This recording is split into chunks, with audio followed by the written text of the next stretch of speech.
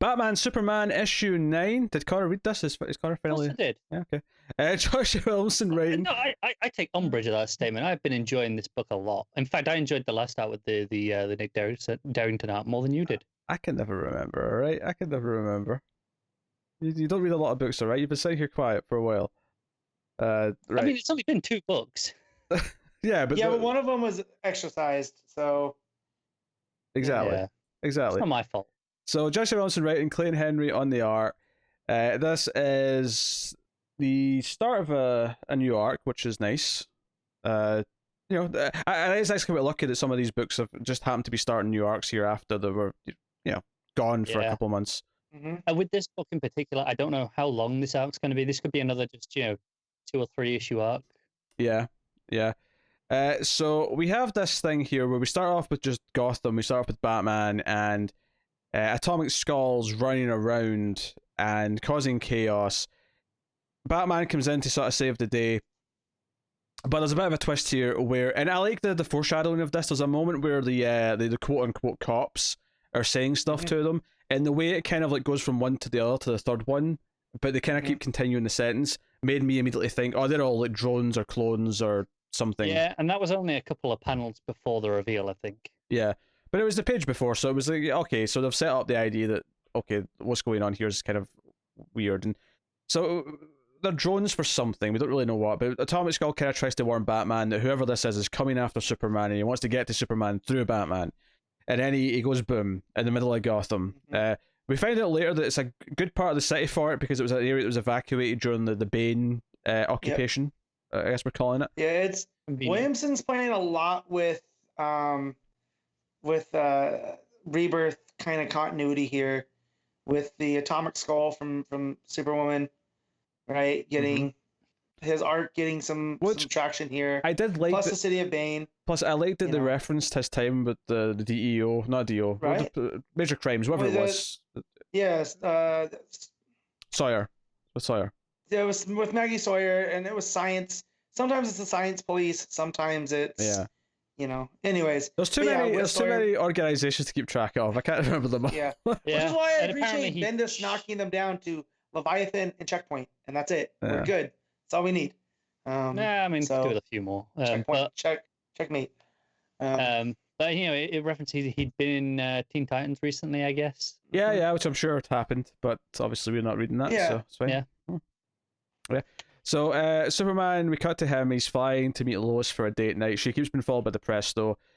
They're in Paris, but of course he hears the explosion in Gotham, and I like the little detail here because he flies off to Gotham and says, normally I don't even really listen to Gotham because Batman's got that covered. So it's only when something major happens that is kind of beyond Batman's capabilities that he'll kind of swoop in here. And obviously this giant explosion is definitely one of those times. An extreme emergency, as he puts it. Yeah. So he eventually finds Batman under some rubble, and Batman in traditional Bat form just complains that what took you so long? What? I'm lying here. It's very Batman. Yeah, no, it's good stuff. And then of course we get the reveal of who this is. Building an atomic army, we have the Ultra Humanite is actually in the caves on the outskirts of Gotham. Yep. I expect Matt was probably into this reveal. No? Yeah, I mean, so Ultra Humanite's someone that I don't have that much history with, but he's a big talking ape with a big brain. So he's cool as hell. I love. Yeah. I had to laugh at this bit at the end where it says next time, because I've mentioned a few times over the recent times how obviously me and Pete are doing previously in the multiverse where we're looking at older comics, and there's been every so often just these stories that line up in weird ways, in thematic ways that they, that by pure coincidence, that shouldn't really have any impact. And I noticed the next time the story is called Guerrilla Warfare, which is exactly the name of a story that me and Pete are working through right now. To be fair though, I'm going to go out on a limb here and say that this name's popped up a lot. Partly because it's really easy to turn gorilla into gorilla, but also because when I was a kid, I legitimately thought the term was guerrilla warfare because I just misheard it. Yeah. Yeah. I mean, no, I get that, but I just it's another one of those coincidences that's just, oh look, another one. But yeah. Pete, Have you ever seen the movie Captain Ron with Kurt Russell and Martin Short? I have not, no. So it's an early '90s movie where Martin Short takes his family on like a boating trip to like the Caribbean, and the only affordable guy is Kurt Russell, who's this eye patch type guy, Captain Ron. And at one point, Martin Short went off the boat, and he's like, "Be careful going out there. There's gorillas." And Martin Short just had enough. He goes, "Oh, really? I'm gonna run into apes out there?" And he goes off. And there's a whole part about the difference between gorillas and gorillas, and Captain Ron should have been more specific. And he made me think of that as a kid. Gorilla warfare. Yeah. No, I think what I like about this, much like the arc with the mini Kryptonians, right? I feel like Williams is playing with some really fun little ideas here about different. And obviously, we don't really. I mean, other than the fact that he's building like atomic drones, essentially.